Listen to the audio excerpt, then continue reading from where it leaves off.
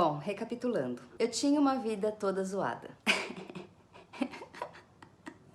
Em casa, a briga era sempre a mesma. Por 30 anos, sempre a mesma discussão. Principalmente com a minha mãe. Até que rolou a briga master em casa. E mesmo estando financeiramente quebrada, eu decidi que não tinha mais como ficar em casa. Fiz as malas. Fechei a porta e decretei que a minha vida ia mudar. Eu fui pra rua. Eu tava esperando minha prima responder se eu podia ir pra casa dela. E eu tava chorando muito dentro do carro. Eu tava desesperada, abalada. Minha única vontade era morrer. Eu me sentia muito rejeitada pela minha família. Foram 30 anos vivendo o mesmo script. Cada capítulo mais trevoso que o outro. A minha vida era uma cilada. Quando passou um senhor vendendo ovos. Ele me viu naquele estado e perguntou o que tinha acontecido. E eu falei meio por cima que tinha sido treta de família. E ele respondeu: não é sua família, você tem que perdoar eles. São as trevas fazendo isso com vocês. Eu ainda não tinha entendido. E bom, ele perguntou se eu queria uma oração. Eu disse que aceitava. E aí ele colocou a mão na minha cabeça e perguntou: você aceita Jesus na sua vida? Eu pensei comigo: tá, não tá valendo de verdade, né? Eu não vou ter que largar minhas crenças. E outra, nunca tive nada contra Jesus. Sananda, né? Um espírito evoluído. Eu aceitei. E aí, beleza, né? Tava acontecendo o que eu tava querendo. A vida tava cuidando de mim. E aí, beleza. Eu acabei tendo que voltar pra casa. Fugia pra casa dessa amiga quando as coisas ficavam tensas, na casa dos meus pais. E aí, um dia, eu estava lavando a louça na casa daquela amiga, quando eu escutei dentro de mim: você tá pronta pra Jesus transformar a sua vida? Eu: oi? Tá, contanto que eu não tenha que virar evangélica.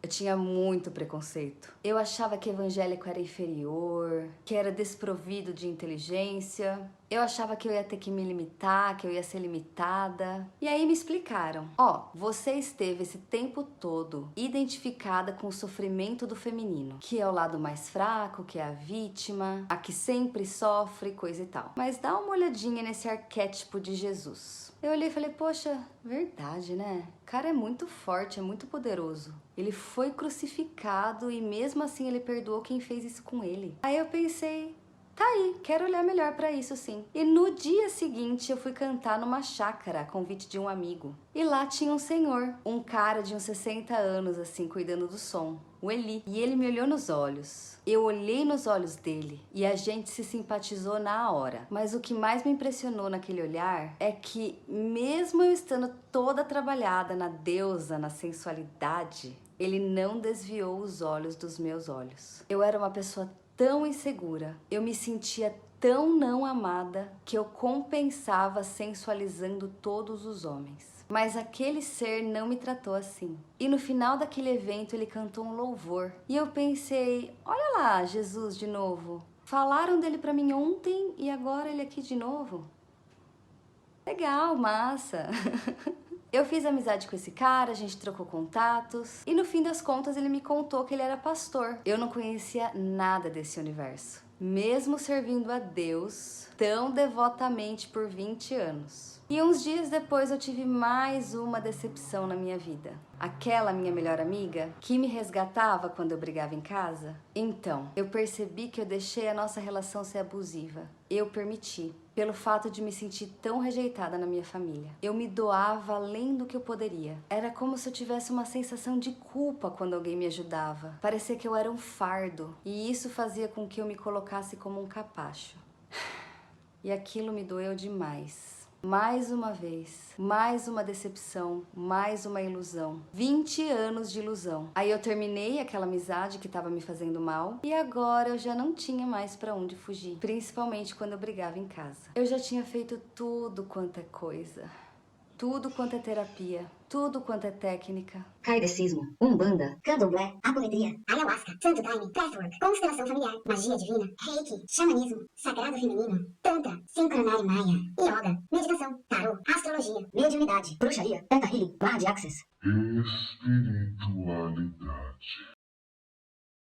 As brigas com a minha mãe começaram a piorar, a ponto dela sugerir que eu saísse de casa. Aquilo me doía muito, eu queria morrer. Eu tava fazendo essa árvore nessa época. E me veio o Eli na cabeça. E a minha primeira reação foi: ai não, evangélico, pastor. Mas eu não tinha mais pra onde ir. Deus permitiu que eu experimentasse de tudo antes de se revelar pra mim. E aí eu liguei pra ele, contei pra ele minha história e ele falou: nossa, você fez tudo isso pra cura e nada curou? Nada curou. Caramba, Eli, nada curou, nada curou, nada curou, nada curou. Todos esses anos fazendo 1000 terapias e nada curou.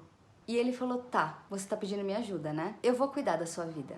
A gente vai fazer uma mentoria. E para começar, nós vamos fazer uma oração. Amanda, você deixa a sua vida nas mãos de Jesus? Sim, eu deixo minha vida nas mãos de Jesus. E foi o que a gente fez. Dia 17 de julho. E no dia seguinte, eu e minha mãe tivemos a conversa.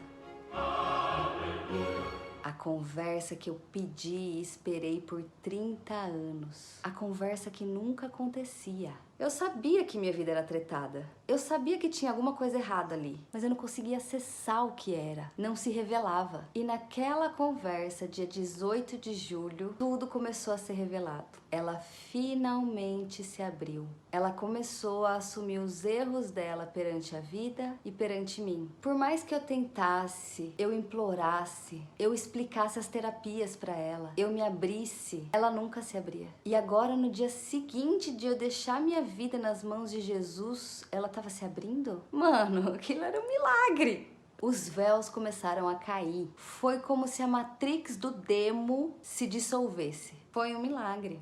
Foi um milagre. E eu decidi me batizar. Todos esses anos de práticas pagãs, De deusas, tarô, astrologia, cursos e magias, rituais e pactos e consultas a espíritos, Jianshan, Ogum, Krishna, Buda, Shiva. Nada, nada, nada. uma oração para Jesus e 30 anos de treta começaram a se dissolver. Era isso. Jesus era o Deus. O único que realmente, de fato, merecia minha confiança. Mas o Jesus real, não esse da nova era.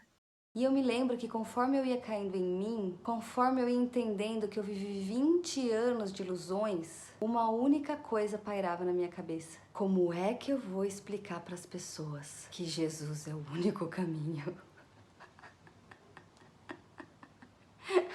É, minha filha, é um desafio. Veja bem, o mundo espiritual é real e antecede o mundo natural. O mundo espiritual não é místico, ele é legal. Existem leis espirituais que o governam. Todas essas leis estão na Bíblia. E uma dessas leis é que o mundo foi criado para os homens governarem. Espíritos não têm legalidade para agir no mundo material. É por isso que Deus teve que se fazer homem, Jesus, para dar seu recado mais claramente aos homens. E também para nos dar autoridade sobre o mundo das trevas. E é por isso que as trevas nos atraem de todas as formas, através das coisas sobrenaturais, para que a gente dê autoridade aos espíritos. Foi uma semana inteira de conversa com a minha mãe, repassando toda a minha vida sem véus. Quando você tem uma experiência com o Deus vivo, você começa a receber o Espírito Santo. E aí você começa a ter as revelações. Foi muito difícil para mim aceitar que eu vivi 20 anos de ilusões, que eu vivi 30 anos nas garras das trevas, vivendo mentiras. Eu me senti enganada, usada e abusada. E ao mesmo tempo com uma urgência imensa de contar tudo isso para as pessoas. E é por isso que eu tô fazendo esse canal. Eu passei um pente fino em tudo. Na minha vida, na minha mente, nos meus armários, nos meus livros, nos meus pertences. E ao mesmo tempo Jesus trabalhando, de dentro pra fora, dentro do meu coração. Eu percebi o tanto de dinheiro que eu gastei, com todas aquelas coisas pra curar. E agora eu tava tendo tudo aquilo de graça. A graça é de graça. E ela não acontece por um esforço que você faz, por obras. Nem por automotivação, nem por autoajuda. A graça é um fruto do Espírito, que só pode ser dado pra gente por Deus. A minha família começou a perceber minha mudança, a minha mãe quis conhecer o Eli, e Deus começou uma grande obra na minha família, através do Eli e de outras pessoas que foram surgindo. Dia 13 de agosto eu me batizei. Aceitei Jesus como meu único mestre e Deus. Comecei a estudar a Bíblia e a Bíblia é o livro da sabedoria milenar. É ali que a gente encontra todas as respostas para a nossa vida, para a saúde da nossa alma. Eu comecei a visitar algumas igrejas para fazer orações fervorosas e conseguir desamarrar tudo que eu amarrei lá do outro lado através das macumbas. E dos rituais, e das magias. Se vocês soubessem, meu Deus, e comecei a assistir muitos testemunhos de galera ex-Nova Era, principalmente americanos. Eu percebi que não existe muito esse material em português. Então, se você tá vendo esse vídeo e chegou até aqui, não deixa de compartilhar esse canal com a galera Nova Era. E 2 testemunhos muito particulares me tocaram. Eu vou deixar aqui na descrição para vocês. Um deles é a Doreen Virtue. Infelizmente, o testemunho dela não tem legenda, mas a história dela é muito inspiradora. Essa mulher serviu a Nova Era por 52 anos. 24 anos de material publicado. Decks de tarô de tudo quanto é tipo. Livros canalizados por anjos. Ela dava curso para as pessoas. Ela ensinava as pessoas a canalizar. E aí ela foi fazer um deck de tarô sobre Jesus. E nisso ela teve a revelação de que não era nada daquilo e ela precisava estudar a Bíblia. Todo o império que ela construiu lá do outro lado. Tudo ilusão. Tudo obra das trevas. Sim, ela estava canalizando demônios. E agora ela faz todo esse trabalho para trazer as pessoas de volta ao Deus real. E o outro é o Steven Bunkers. Esse tem legenda. Esse menino era um guru na Nova Era. Estudioso de viagens astrais, ET, pacote completo. Também teve a revelação, que mudou a vida dele. A Nova Era tem as suas bases no satanismo. Se você ainda não assistiu a parte 1 desse vídeo, assista. Eu tô me reconstruindo de toda a destruição de 20 anos de espiritualidade tóxica. Colabore com esse ministério. Cada vídeo desses demora 2 semanas para ser produzido. E eu estou dedicando a minha vida para trazer luz para sua vida espiritual. Os dados bancários estão na descrição desse vídeo. Os próximos vídeos serão dedicados a expor todas as falácias de todos os caminhos tortos por onde eu andei. Um beijo no seu coração. Graça e paz.